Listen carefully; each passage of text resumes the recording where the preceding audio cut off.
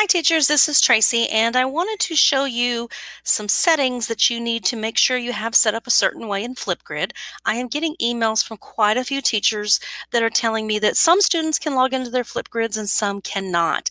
The reason for this is a setting issue where you have to have all the certain domains in there because, for example, our students are actually logging in to FlipGrid via ClassLink, which is a Microsoft Azure product, and they are logging in using their student Google accounts. So because they're using both of those, it's a little tricky.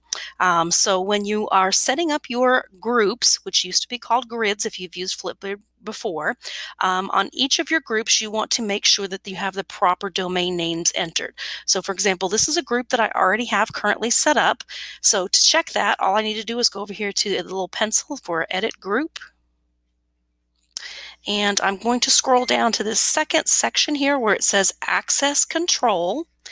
And in this box right here, you're going to select the option for student email because they're going to be logging in with their Google credentials, which is basically an email address.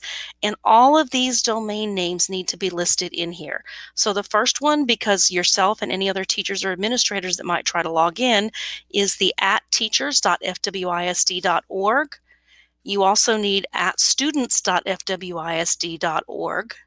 Also the generic @fwisd.org, @stu.org, that has to do with their Microsoft settings, @students.org, and @stu.fwisd.org.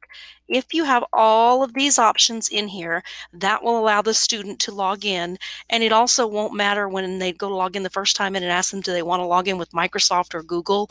I always suggest to them to use Google, but if you have all these domain names in here when you set up the group to begin with, it really won't matter if they pick the opposite. So once you have all of those in there, you will scroll to the bottom of the screen and click Update Group, and that is all you need to do. You will want to repeat this for each of the groups that you have. So for example, here I have 3 different groups.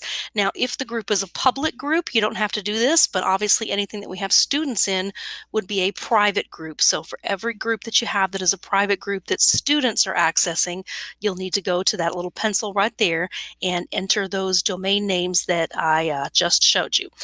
If you weren't able to catch it the first time, I'd suggest rewinding this video and pausing it right there at that part on the screen. That way you can copy those names down and make sure to get them into your group. And that's all you have to do. Once you have that set up, your students should no longer have an issue getting into FlipGrid. Thanks, and